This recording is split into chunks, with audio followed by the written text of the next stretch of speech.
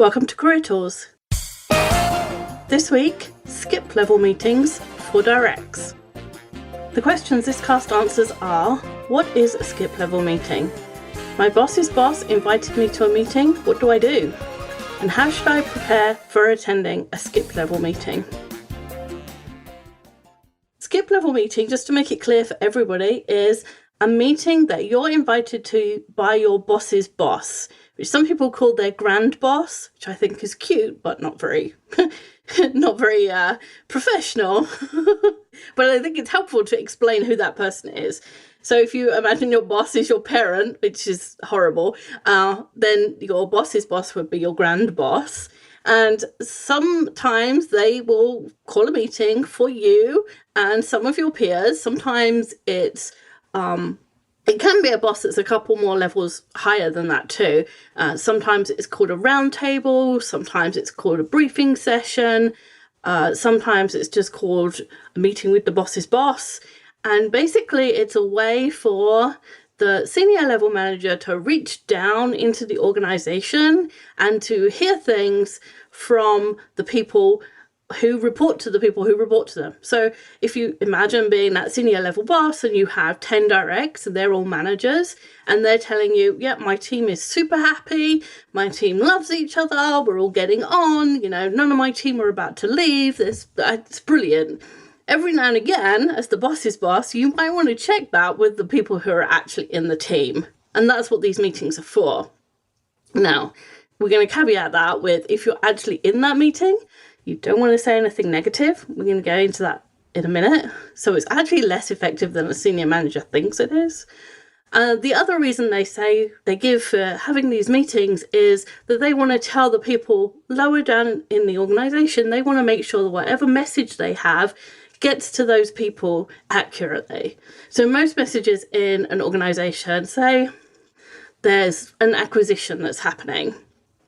Mostly that would start at the top. They would have some kind of message around the acquisition. It's really good for our customers, or it's a compliment to what we already do, those kind of things. And those messages trickle down through the managers. So the CEO will give it to the VPs will give it to their senior managers, the senior managers give it to the managers, and so on down the organization. Well, every now and again, the senior person in that chain might want to check in with the people not directly below them, but below that, to make sure that the message got there accurately, and that whatever the individual contributors are hearing is the message that they want to say. Because, we all know the game, Americans call it telephone, we call it Chinese whispers, but it's the game where one person whispers a message into another person's ear, and then the second person whispers it to the third person, and so on. And by the time you get to the fifth person, it's completely an entirely different message. So we all know that messages get attenuated as they go through a number of people. So one reason for these meetings is to make sure that the message is getting there as it was sent, or as close to as it was sent, that one person can give and another person can receive. So it is a chance for you as an individual contributor or someone in this meeting, someone who's invited this meeting, to shine, but it's also a time when you can tread in some fairly big puddles, and we don't want you to do that. So we're going to cover what to say and what not to say in these meetings. Today's outline. We're going to start with, number 1, positive only. Number 2, don't say anything you haven't already said to your boss. Number 3, share your opinion, not feedback. Number 4, ask about plans, processes, and future announcements. Right. Positive only. How are we going to do that? It's so hard not to complain about things. Exactly. And I think that sometimes directs feel like that's what this is their opportunity to do.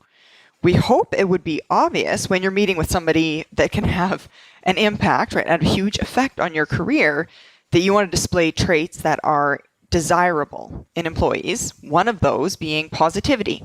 Every manager loves when their directs are positive. No one wants a sad sack on their team. So that's going to mean saying things like, I'm excited, I'm looking forward to, I like, I'm impressed by, or I agree, or I'm optimistic about. I love all those, Sarah, but I'm a realist. If not downright pessimistic, I look for the negatives in a situation because I am going to prevent all the bad things from happening. If I look at a situation and I only see the positives, there's no prevention of a bad thing happening. If I look at the negatives, then I can save us from something bad happening. Why would I not bring that to this meeting? That's a really useful trait. Being able to see those flaws so you can try and alleviate future mishaps is a great trait to have. But it's not a trait that you want to bring to this meeting. Your realistic thoughts should be saved for private conversations with your direct manager, not in a public space with your boss's boss. This meeting is about showing energy and enthusiasm for the company and for your team. That's what you want to bring. And we're not asking you to lie or be disingenuous in any way here. Like, I'm one of those realistic people. I know that it's hard not to point out the negatives in a situation. And we're not saying, hey, just lie and say everything's positive. But what we're saying is find things you can be positive about and save your concerns for private conversations with your boss. It's not about lying. It's about behaving appropriately in the situation. This is the wrong place to bring up your concerns, so don't bring them up.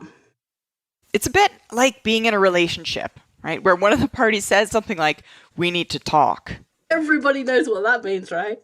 But we love that. Everyone loves that. And what is said is all the things that one partner doesn't like about the other person. And we all know that. It goes so well, too. Your boss's boss has basically said, let's talk. So if you can't think of any topics to bring up that you can speak about positively, don't bring any topics up. And there's a bonus to not saying anything negative in this meeting. Imagine one of your peers brings up a series of things that they'd like changed. Let's say this meeting is about an acquisition and 2 departments are going to be merged. And, your peer, Joe, is thinking, well, how are we going to work with these new people? Our systems aren't going to cope with those, with new inputs. We don't know how they run their systems. There's going to be a lot of extra people. Like, what's going to happen is some people are going to be laid off. And they talk about all of those concerns in the meeting. Now, your boss is going to hear about that. As a manager, your boss's boss is going to report back on all your directs and exactly what they said and what their attitude was. And part of the reason your boss's boss is doing this meeting is to find out about those directs and find out what they're like. Because not that they don't trust what the boss is saying, but they have a different perspective, right? And so they're listening hard. And then they're going to go back to the boss and say, hey, Joe, it was all negatives. Like, what have you been telling them about this acquisition? Have you not told them it's a good thing and we're not going to make any, but we're not going to lay anybody off because we're getting a bunch of new customers? Did you not tell them that? Well, Joe has just put your boss in a really difficult position.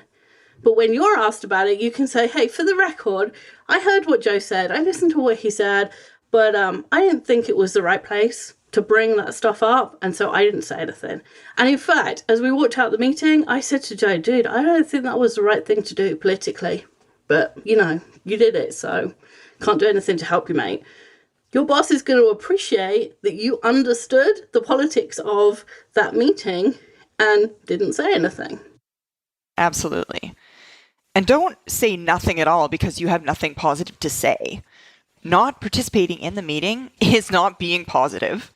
So find those positive things. Find positive things to talk about. And when someone else is talking about their successes, achievements, things like that, say something like, oh, great job, or well done. Have your voice heard. Make sure that you're continually contributing to that meeting.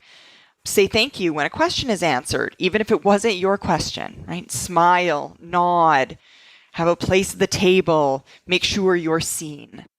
Yeah, there's a difference between not being able to bring up any topics because you can't think of anything positive about those topics and other people's topics and you being positive about them. And you can be positive about anything. If other people are going to be crowing about their stuff, there's an opportunity there to say, hey, well done. Or, even if there's a conversation going on and several people say it at once, your voice will still be heard. It will still be noticed that you were being positive in the meeting. Absolutely. And jot down notes. It shows that you were there to listen, that you cared. Jot things down when they're interesting. It shows that you're invested. Yeah, there's nothing like the person who doesn't bring a notebook and is kind of zoned out. Right. Really? Exactly. If you're going to bring your notebook, don't doodle the entire time. Only write something down when you hear it and it's of interest. Jot it down. Yeah, that's good.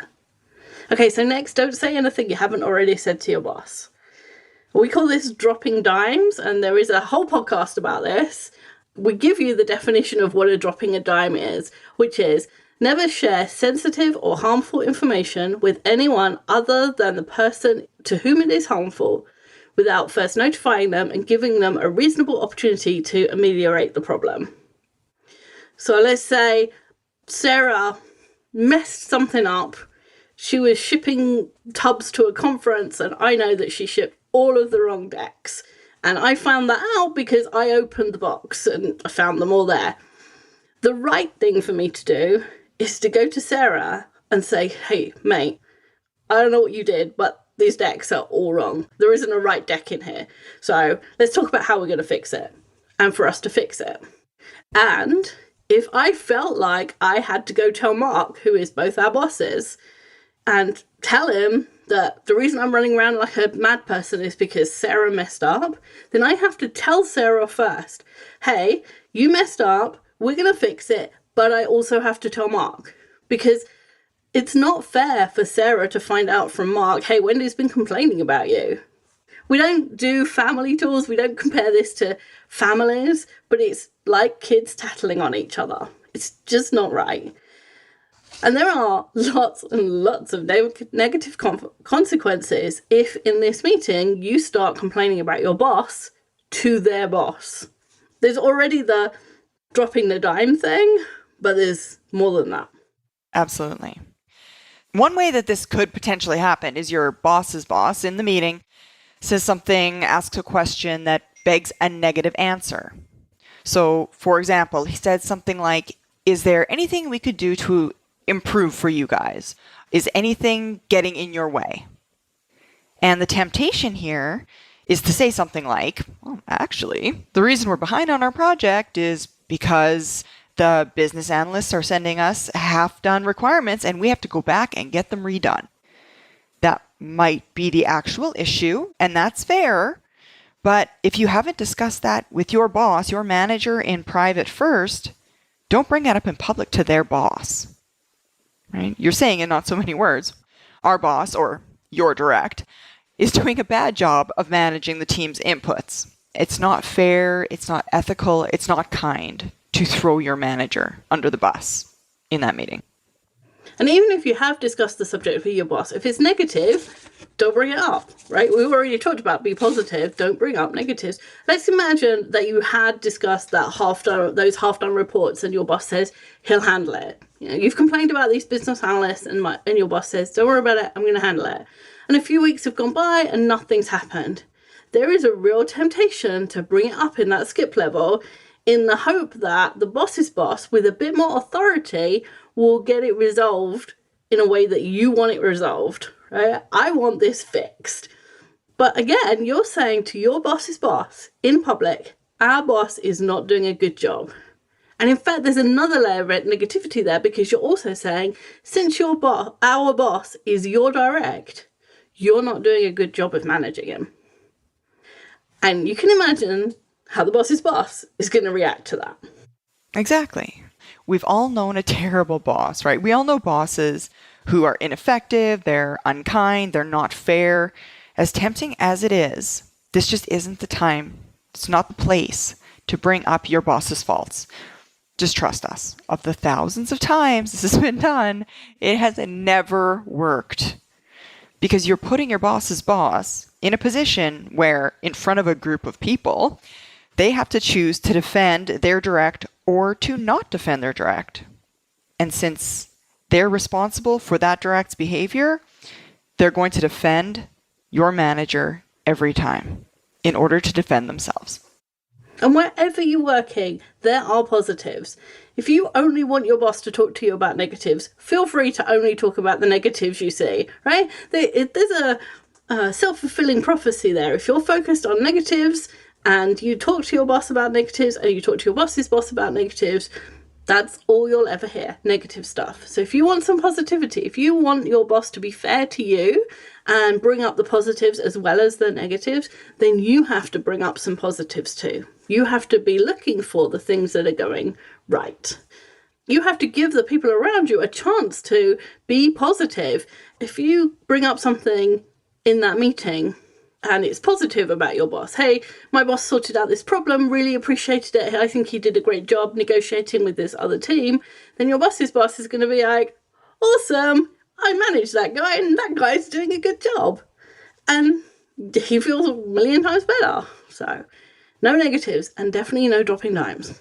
Absolutely. The next piece is share your opinion, not feedback.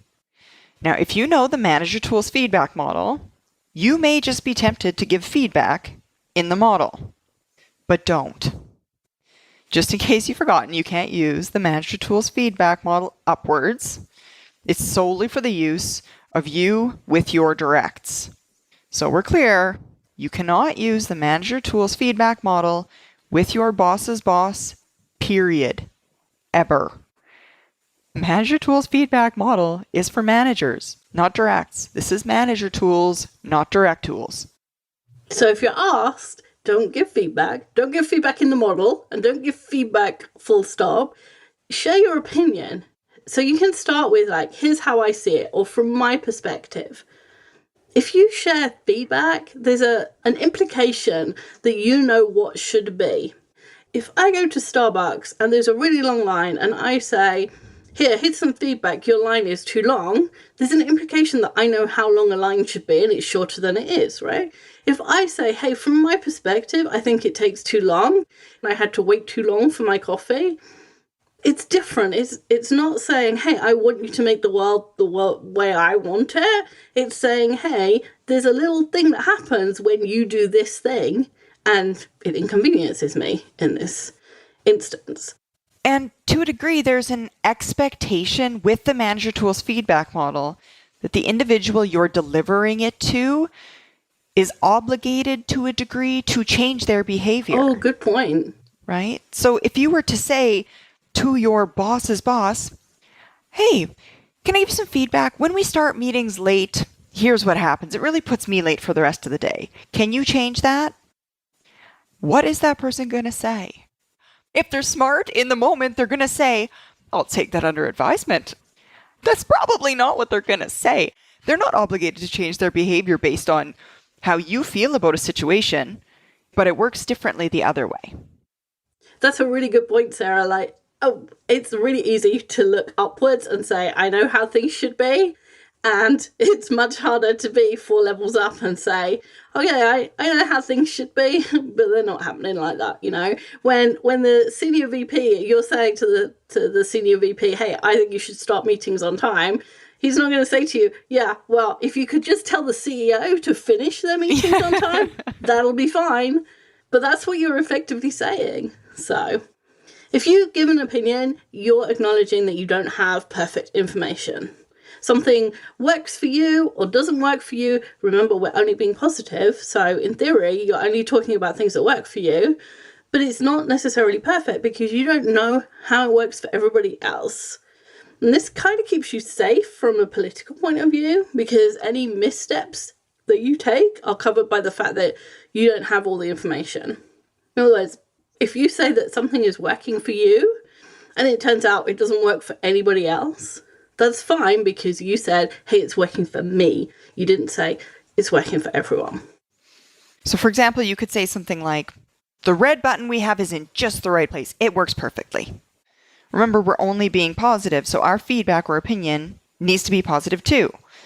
And that's a lot different than saying, from my perspective, the red button is just the right place. If you give an opinion, you're acknowledging that you don't have that information. So the next piece is ask about plans, processes, and future announcements. So before you go to the meeting with your boss's boss, go through your emails, look for those emails from specifically your boss's boss or that are forwarded from them through your boss about the plans that the company has for the future, right? There might be an announcement about a new customer, plans to expand, or the launch of a new product, for example, things like that. That's what you want to look for. These are the future plans that you can ask about in the meeting. So your boss's boss is perfectly placed to help you understand these announcements in the context of your team. If there's a company acquisition, like we talked about before, if there's a company acquisition happening, what happens to your 8 people in your team is different to what's happening for different teams. And so this conversation is a really good place to find out, hey, exactly what does this mean for our team? And by asking about things that are happening in the wider company, you show interest and enthusiasm about the job you're in and the company you're working for. So you might want to ask questions such as, what does this mean for our team or division? Or how will we be able to contribute to this? And if there's really nothing, then you can ask just an open-ended question, like, what do you see in our future? And all of the questions are that. They're open-ended, meaning they can't be answered by just one word. Right? They're not yes or no. They're not binary. And allow your boss's boss to answer as fully as she can. Don't expect to hear everything, though.